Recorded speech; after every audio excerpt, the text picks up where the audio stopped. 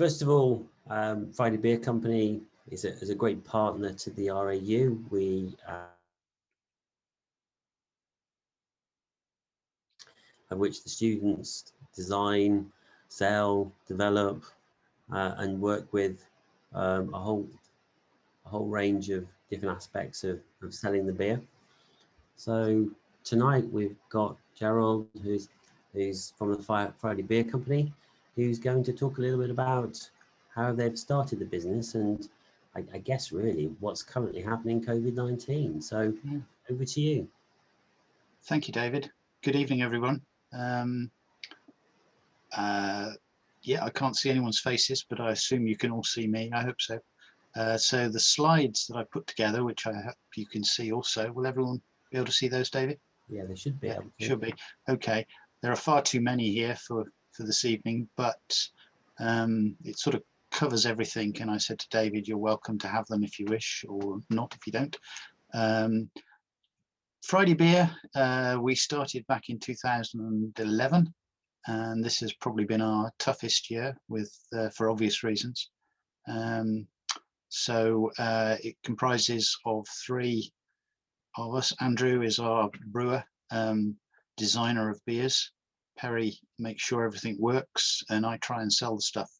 So that breaks it down very simply. We're based in Malvern, which you may or may not know, a rather picturesque part of the world, but not many tourists at the moment, of course, but tourism is one of its biggest businesses, beautiful part of the world. And so if we move on, and you can see a little bit more of us drinking beer, of course, and building up the business over the years, building cold rooms, equipment, even putting up signs. So a lot of different experiences came our way, and that was back in 2011. All of that started, as I say. And next slide. Well, okay, we don't need to go through all of these in detail, but clearly beer is a drink that's been around for a long while, thousands of years, in fact. We were lucky enough to go to Brussels a few years ago, and we were invited into a museum in the brewery archives next to the European Parliament, and got a personal invitation to see this beer recipe, which was taken from an Egyptian site and is believed to be 2,000–3,000 years old, and is actually the property of the Heineken family. And apparently that shows people brewing beer. And if you can read the Sanscripts, it's the recipe is there as well. But beer was a very different thing in those days. Beer these days contains hops. Several hundreds of years ago, people just drank what's called ale, which was malt and water. Then to add a little bit more flavor, hops were introduced and it became known as a beer. So the next slide tells us a little bit about where we are today. And in the UK, bottle sales, that's just bottles, are running at about £500 million a year. So it's big business, and is going up 10–15% a year. And in fact, 2 or 3 years ago, sales of bottles exceeded the sale of beer in kegs and casks. So take-home bottles are quite popular. There's a few examples on the slide there of our range. The WR14 Ale, which you see in the bottom right there, that is actually the same beer as Muddy Welly Gold. Very nice beer. And yeah, so we sold bottles. We did do a lot of keg production and keg sales, and then come the pandemic, that literally dropped to zero. It was about 50% of our turnover. It dropped to zero over one weekend. So on the Friday we were turning over X, on the Monday we were turning over X divided by 2. So that gave us quite a challenge, and the only way out of it was to increase the sale of bottles. plus a few government grants, of course, which helped enormously. Next slide. Okay, well, I'll leave some of these with you, but obviously beer is, in concept, is simple. It's just water, malt, hops and yeast mixed together, cooked, and you produce a beer. The next slide. Where are we there? Yeah, okay. Just tells you a little bit about beer flavors. So of that £500 million worth of sales, 87% of it in about 2016 was pale or golden ales. So that's the most popular end of the spectrum in terms of flavors by a long way. And indeed, a lot of our beers fall into those categories. So the next slide, yeah, just repeats some of that. There are other beers, IPAs, stouts, etc. We do make an IPA now, and that is becoming more and more popular. And next, process of brewing. Okay, well, we'll flip through these quite quickly, but it's, in many ways, it's quite simple. The malt is mashed in what's called a mash tun.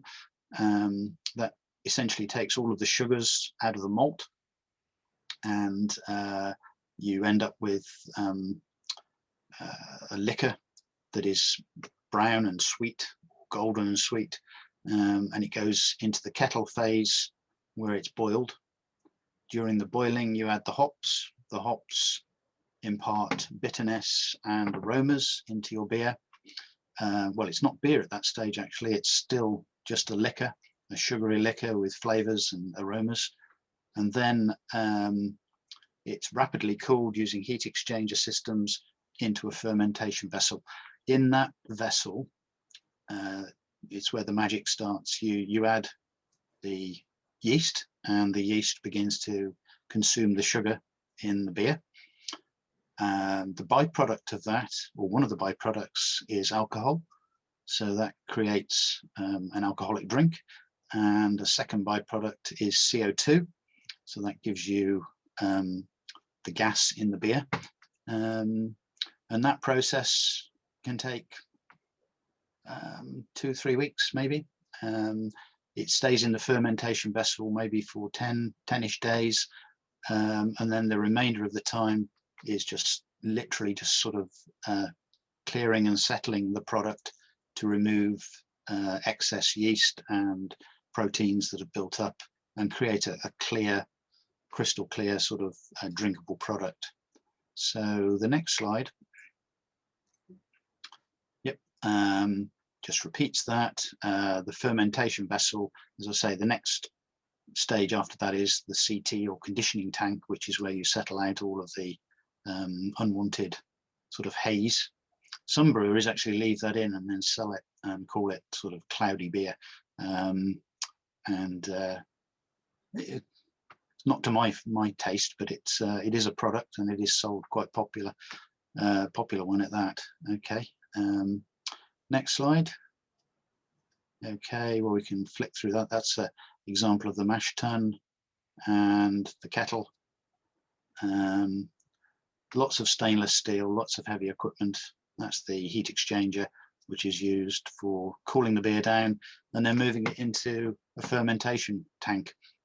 These are 3 tanks that we purchased about 3 or 4 years ago, and we funded that actually with a crowdfunding exercise. So that was a new skill that we learned, how to raise money through crowdfunding, and that we learned a lot of new skills when we did that, how to present yourself to potential shareholders and so on. So that was an interesting business activity that took a few months, but we were successful. And as you can see, the result was a lot of stainless steel. They're a lot cleverer than they look, these tanks. Actually, they're double walled. They have an upper and a lower cooling regime. multiple valves of various descriptions, some of which are extremely expensive. Pressure valves, which come in at sort of £1,000 to £1,500 each. So yeah, quite a big investment. Okay, next slide. A little bit about the chemistry, and I must be honest, I didn't draw this slide, but if you wish to plow through it, you're all very welcome. It gives you all of the what I'm trying to say there really is that there's chemistry at all stages, right from the malting of the barley, which is results in a product that you need for brewing, because you've partially fermented the grain, and the reason for doing that is that it creates different sugars that aren't available or aren't easily extractable, should I say. That malted grain is then needs to be milled to crush the husk, so as it's again easy to then put into the kettle, into the mash tun, and extract the flavors and the sugars that you want for the beer. So there's a lot of various bits of chemistry going on along the way. We measure, once the fermentation starts, we measure things like specific gravity to give us an indirect indication of alcoholic content. That fermentation process can be slowed down with using temperature, so we can actually stop the fermentation at the correct phase to give us the required strength of beer, depending on which recipe we're brewing. And then the conditioning tank, we're trying to remove some of the proteins that have built up in the process and some of the excess dead yeast. So there are various products that are added to the beer to do that. And so yeah, so it's, in some ways the process is very simple, but there are subtleties in there. And the key to a good beer is reproducibility. It's the skill of actually knowing that every time we brew Muddy Welly Gold, it's going to be the same each time, and it's going to be good each time. So that's why the attention to detail is necessary. Right, next slide. And that's a bit of real chemistry if anyone's into molecular structures and so on. But that's what I was saying. The sugar gives us the CO2, and sorry, the grain gives the CO2 when it's the yeast, sorry, with the sugar ferments and gives CO2 and the alcohol. Okay, next slide. Processing and packaging. Yep, okay. So we do a lot of in-house processing and packaging ourselves. So it's quite intense labor, manual labor. We have a six bottle filler here. The tank at the top of the slide is a 1,000 litre header tank. So the final stage will be to fill that with the finished beer, and simplistically just use gravity to feed the 6-head filler. And we can fill 400 or 500 bottles an hour using that. And you can see there, just I can tell because I've done this myself many times, you can see there's just over 1,000 bottles there, washed, sterilized and waiting to be filled. So we do some of that in-house, and look on to the next slide. And we label ourselves, not ourselves, we label our bottles, we label the bottles ourselves. That's a fairly old shot. That's one of our Christmas beers from 2 or 3 years ago, which is called Holly Bush, and sold very well, hence the green and red, because it was a Christmas ale. Next slide. So in the last 2 or 3 years, we wanted to increase our capacity, increase our brewing, and expand our range into keg products. And you see there the font has a range of 3 different drinks. We've got and those are the 3S and the Hop Picker are both Friday Beer products. The 3S is our craft lager, and that's actually on sale with a different name, Gamekeeper, in your bar at the RAU. Hop Picker is a craft ale in keg, and the centre one is a cider that we buy in from a Herefordshire cider company and rebrand. So we've got a complete range. The lager and the bitter we actually now get brewed. We contract brew it. There are companies around the UK who will contract brew, and we, after visiting several of them, we've selected Hambledon's in Yorkshire to work with. So they brew those two products for us, and as you can see, they also brew and bottle ale, and they actually also brew and bottle one of our bottled ales. Effectively, what that's done is it's more than doubled our capacity to produce beer, but with no outlay on equipment. We just simply commission a brew, and they do it, and it gets delivered back to Malvern. And we spent obviously significant time talking with and working with Hambledon's to get the recipes right, and we did trial brews. Once we got there, they've successfully have been supplying us, and were supplying us up until the pandemic, with keg beer. Since then they've been supplying us with bottled ale as well for one of our products, and we have actually just in the last few weeks we've taken a risk and done a batch of kegged bitter, with the hope that the pandemic will ease off and we'll be able to sell that in the next 2 or 3 months. So yeah, things have been very significantly affected by what's happened, but we've kept going by increasing our bottle capacity, as I say. Next slide. Okay, so again, a lot of detail, probably too much for tonight, but how do we come up with recipes? Well, the ingredients are the same for most beers, for all beers. You know, it's barley, oats, wheat, rye, etc. These all come in different ways. I mean, you can get roasted barley, which it gives you sort of chocolatey flavors. The oats, the rye, for example, gives you spicy flavors. It's very strong malt. There are over 200 varieties of hops in the UK. There is a National Hop Association who are consistently sort of looking at different varieties, growing them, and categorizing their flavors and aromas. So there's a huge wealth of ingredients, if you like, and even the yeast is available in different types of yeast, which will affect the flavor of the beer. So potentially there's as I say, there's an endless combination of flavors and styles that you can come up with. Right, next slide.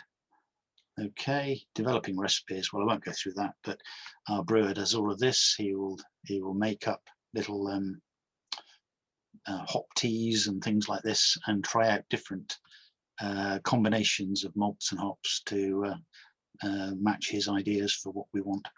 Right, next. One of the key things, as I say, is reproducibility, and that's achieved by making very careful measurements at many stages, and testing final samples. One of the toughest parts of the job really is tasting all the beers, and we have to do that, and we have a tabulated series of characteristics that we're looking for when we've finished a batch, and we need to compare and contrast that with previous batches. So tasting is very important. We also need to ensure that the beer is free of any microbiological contamination. We need to get numbers measuring the bitterness and so on of the beer, the ABV, to make sure it's consistent. And we use an external laboratory for all of that work. Right, next one. Next slide. Okay, that's all of that work gives us what's known as a CELSA certification, which is a food safety certification. That's a national standard run by a number of organisations, as you can see there: Food and Drink Federation, National Farmers Union, and so on. It's significant effort to do that, but many of our customers, many of our larger customers, supermarkets and such, will only deal with you if you have this certification. So that's quite important. And the next slide just shows you sort of a typical set of results that we get back from our analytical lab. That the one we use is based in Sunderland, Brew Labs, and as you can see there, they're looking for ABV, pH, colour, bitterness, so on, and we will compare batch to batch to see that we're getting reproducibility. Okay, so moving on, marketing, into the next one. Okay, now marketing, that is really everything you do is marketing. I think that's the way I always look at it. Everything from literally standing on a market stall, as you can see there at the bottom. That's myself and a colleague on a bitterly cold November day, not selling very much beer, but you know, we're out there, our name is getting seen, right through to the local theatre where we have parasols branding our name in the sun every year. We sponsored somebody, Counts, going to the top of Kilimanjaro. They took a bottle of beer up with them, you know. So there are all sorts of ways to market the beer. One of the best ways to get people to notice your beer is to enter it into competitions. And as you see there, the WR14, which is the Muddy Welly Gold beer, in 2019 was entered into the European Beer Challenge and was awarded a gold medal for the class of golden ales in Europe, which is something that you can use in the marketing. That's all very good. So moving on. Yeah, and this year, not this year, 2020, we entered the same competition with our new IPA, and again that was successful in winning a gold medal. So all this builds up to, you know, to enable one to show off your beer, if you like. Even the van, you know, we logoed the van to death, really, and people think we've got many vans because we drive it round and round a lot, and they see that logo on the side of it and they can't miss it.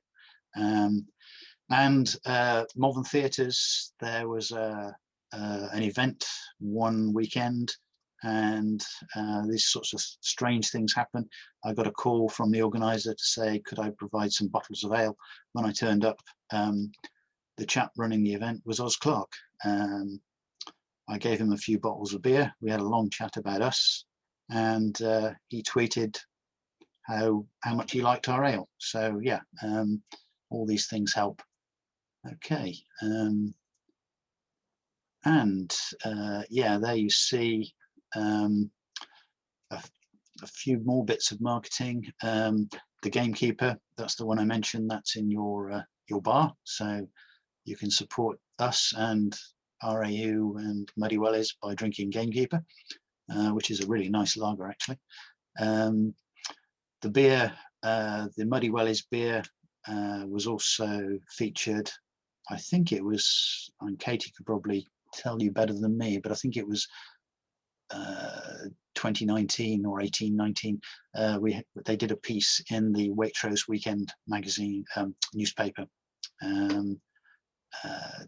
featuring the students and the Muddy Welly beer and so on. Yes, 2019, Katie's saying, so that's good. So we obviously work with RAU. We also work with, quite lucky to have got to know the people at Morgan sports car company, which is in Malvern. We do a range of real ales for them as well, which are branded. And whilst we're not selling huge numbers of bottles to them, it's great marketing because they're a world famous company, and just to be associated with that is great. So it's that right through to, as you can see, local wine shop. They've got the 6-foot cardboard cutout bottle of Friday beer in the window, which is great. That just happens to be next to the main traffic lights going through Malvern, so everyone that stops sees a huge bottle of Friday beer. So it all helps. Okay, are there any more? Yes, well, okay, sales. Yeah, well, that's what it's all about, and we sell to a huge range of different places, bars, farm shops, wine shops, theatres, mobile bar companies, supermarkets, wholesalers such as craft drinks, who are probably our biggest buyer of Muddy Wellies. And in fact, I was saying to David earlier, Muddy Wellies, we've just sent off a pallet of Muddy Welly beer to Craft Drink today, in fact. And also there's a smaller order, not a pallet, but a significant number of bottles going to Waitrose in Stroud on Friday. So so the Muddy Wellies is going, still going out. Katie will be glad to hear. And I don't have any pictures here, but we're in the process of redesigning the label for it as well. Well, not us personally, but yourselves. And we have some proofs for those to make decisions about. And again, it's all about marketing and how it looks and which customers you're playing to and trying to sell to. Okay, I think that might be. No, that's one final one. Yes, sorry, just one last one. Yeah, we also work with another university, which you may not be familiar with. There's a university in Worcester. One of the things they are famous for is they have a Premier League basketball team, which is quite something, apparently. I mean, that is, they buy in players from the US every year, so it's a pretty big deal. And they again, like yourselves, they have their own brand ale, which they call Arena Ale. The arena is where the basketball takes place, and that's their mascot standing at the bar, the one with the t-shirt. And we've been working with them for 3 or 4 years now, so we can't wait for the basketball season to get going again. Okay, so yeah, I think that covers most of it. I mean, if anyone has any questions or thoughts, I'd be glad to chat.